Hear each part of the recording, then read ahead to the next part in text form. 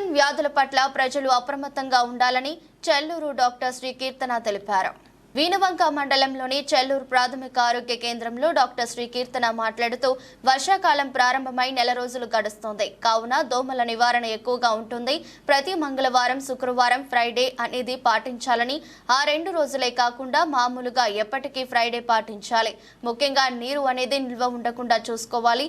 కొబ్బరి చిప్పలు, టైర్లలో, మన చుట్టూ ఉన్న పరిసరాలలో నీరు అనేది నిల్వ ఉండకుండా చూసుకోవాలి.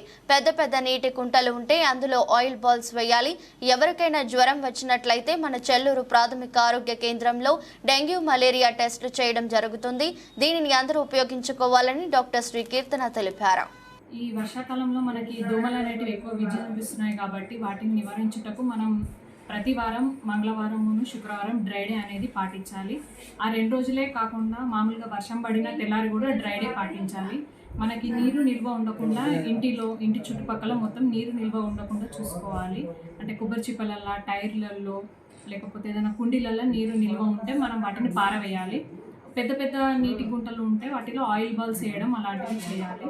అలాగే ఎవరికైనా జ్వరం ఉన్నట్టు అనిపిస్తే మన పిహెచ్సి చెల్లూరుకి ఫ్రీగా టెస్టులు అన్నీ చేస్తాము. డెంగ్యూ టెస్ట్, మలేరియా టెస్ట్, ఇవన్నీ ఫ్రీగా టెస్టులు జరుగుతాయి. ప్రతి ఒక్కరూ డ్రై డే కంపల్సరీ పాటించాలి.